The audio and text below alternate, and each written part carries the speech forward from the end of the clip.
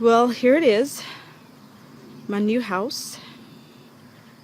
Actually, I didn't check to see how long it took us to put it together. I don't know when we started, but I'm thinking it took a good 40 minutes at least. But it's the first time, and now that I know where all the poles go and everything, next time will be much easier. But it definitely takes two people who are at least 5 feet tall. Over here on this side is the door to go inside.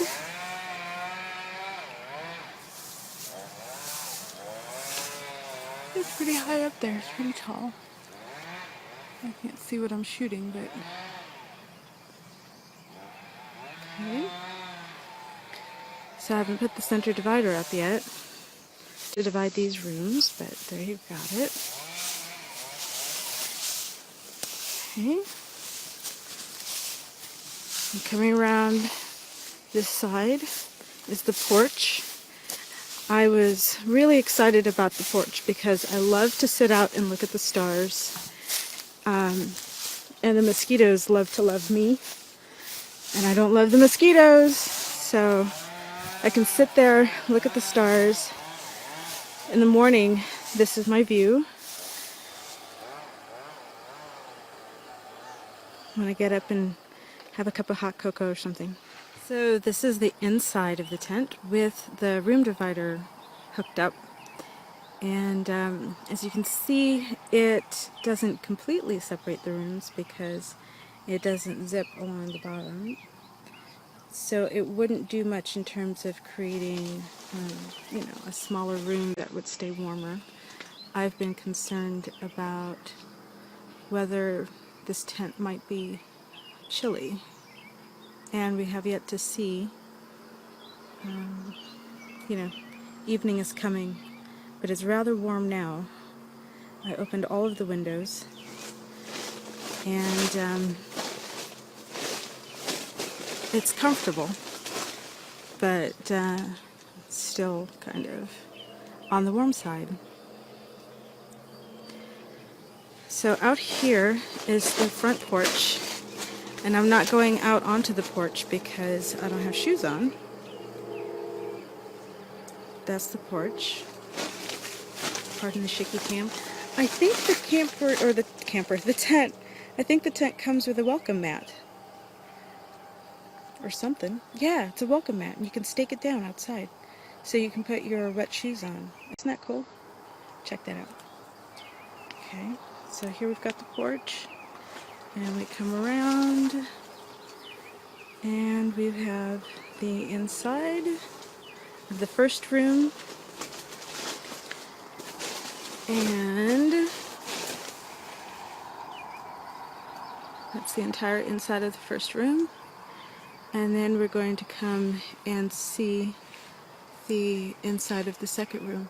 I'm panning up to show you how tall this tent is. It's really marvelous. It's so tall that I had a really hard time hooking that last hook at the apex of the room divider. That took a feat. I was like a ballerina. Okay. I should say it was quite a feat. So here's the back room. It's got this window here at the back, and another window here.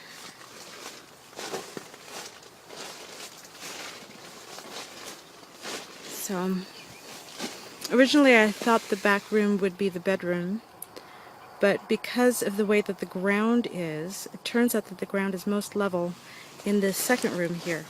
So I will be sleeping in this second room, and storage and everything will be in that back room. This is my new home.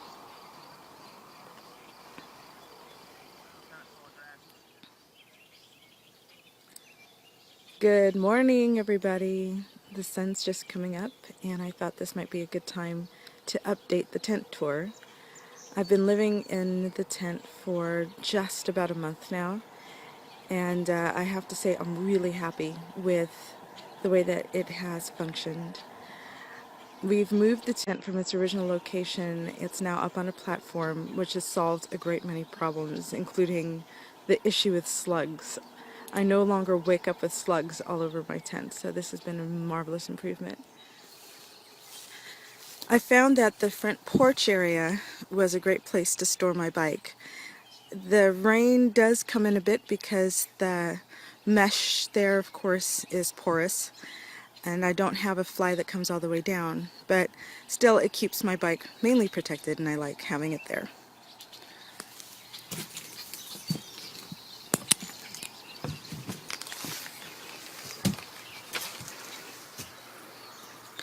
Once you've entered the inner vestibule, the front porch, you can see this is where I actually like to sit. That Hello Kitty duct tape is courtesy of a friend of mine, Farmer Tender. I had an unfortunate incident while I was leaving the tent one morning. The pack that I was using at that time had a metal casing or catchment or something, a little metal piece that caught on the mesh and tore the mesh. So now my tent has that little bit of what makes it unique. It's a tattoo. Once you unzip the mesh, then we can come inside. I'm going to take my shoes off. I don't wear shoes inside here, although somebody did. So I need to clean the floor. And here's the full bedroom.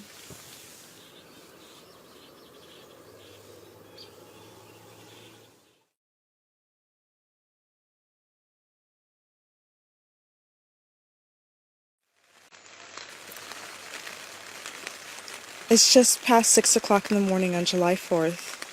It's been raining all night. We have Hurricane Arthur coming up from the south, and looks like we made a little bit of a misstep with the tarp. I have a little bit of a seepage situation going on here. I worked to kind of fix the situation as much as I could by rolling the tarp up underneath the tent. I guess the thought was that because the rain tarp extends over the roof of the front porch, we could have the tarp extending out from underneath the tent into the front porch area, and that it would be covered. But it turns out that not so much. It just served to collect water and direct it underneath the tent, so that I have a little bit of a lake situation going on underneath. It looks like it's a good thing that I have this cloth, this drop cloth down, so that I don't have water just going everywhere. It is slowly creeping, but it is being absorbed a little bit by the cloth, and I'm hoping that it works fast enough that I continue to have some dry areas in the tent, so I can have some places where I can be comfortable when I'm barefoot. But there it is. I've taken everything and put it up on top of the chair. But even if the water comes all the way through, you know what? It's part of life when one lives in a tent. And, you know, eventually the rain will stop, the sun will come out, I'll be able to take this cloth out and get it laundered and dry. And we learn a lesson and are better prepared for next time.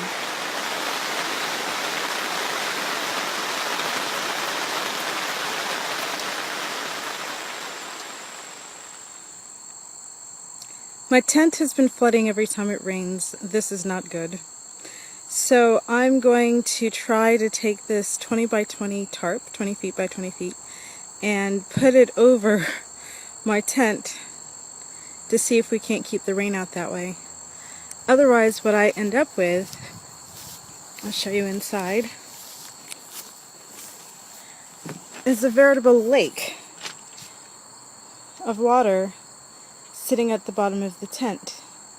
And it's really interesting because I can see where the water patterns are.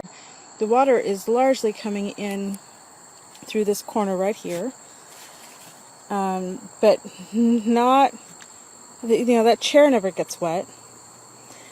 But over here, this chair does get wet. There's a puddle of water sitting in that chair, and this water bottle is literally floating in the water that has collected at the bottom of the tent.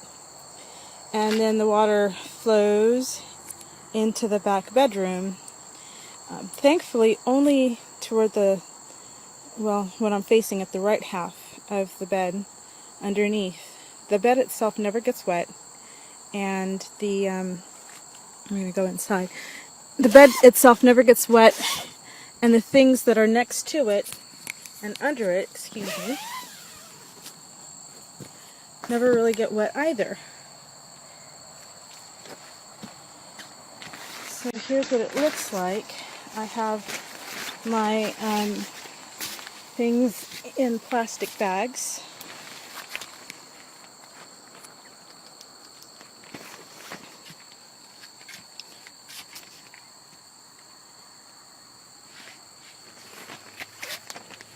And that's where the water goes, is to this side.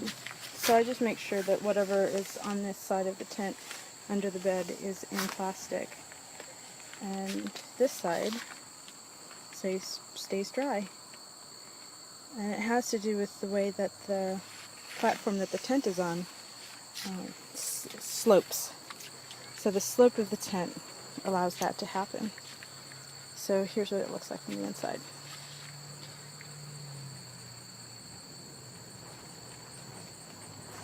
So later I'm going to take this cup of water and I'm going to, well, this cup, and I'm going to bail the water out and then use these towels and blanket to try to dry the floor of the tent before I put the liner, the floor liner, down. Alright, so here I go to try to put this tarp over the tent.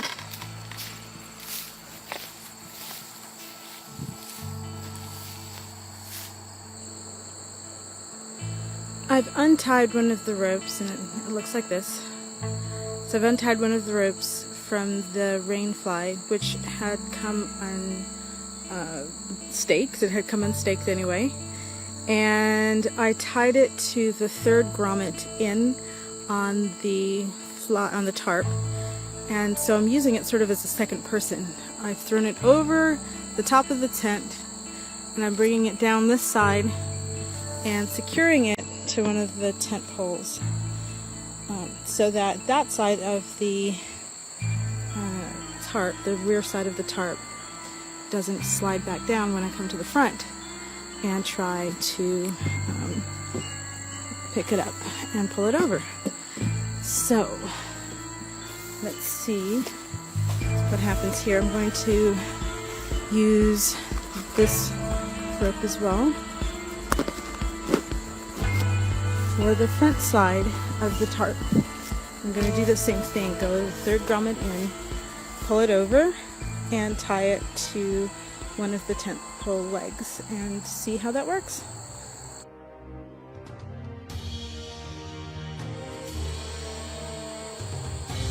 It's working! I'm so excited. Oh my gosh, I for a minute there was thinking that this wasn't going to work out, but I thought I was getting bitten by something. But look, the tarp is coming over. Every time I pull it and the rope on this side gets slack, I pull the rope taut and see, check that out. It's coming over. Woo!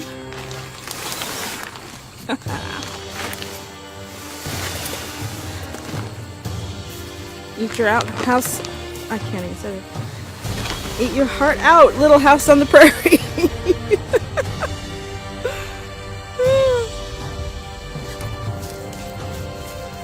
That was a lot easier than I thought it would be.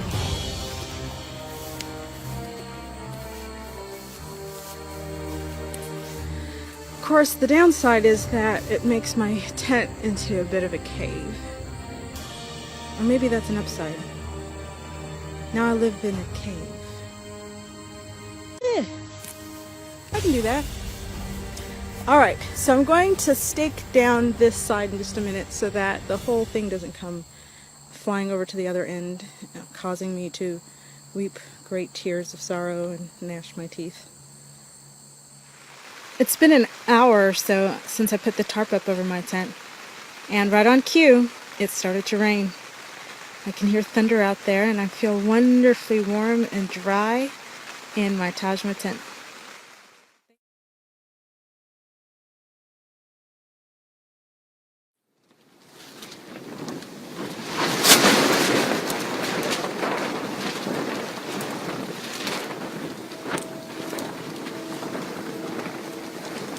There's been a major windstorm all night.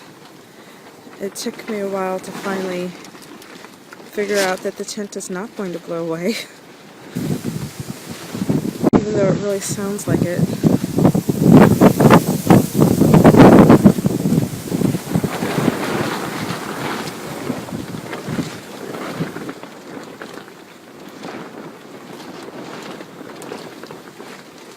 Despite all of this, the tarp is holding. None of the stakes have come out.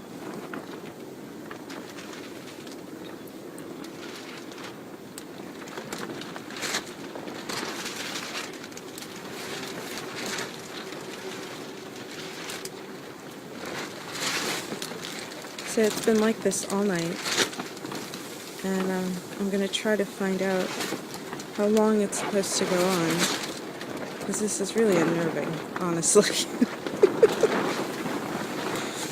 I suppose the purpose is to blow the leaves off of all the trees. I guess there's some natural reason for it. But, you know, I would be okay if it ended. And there goes the train.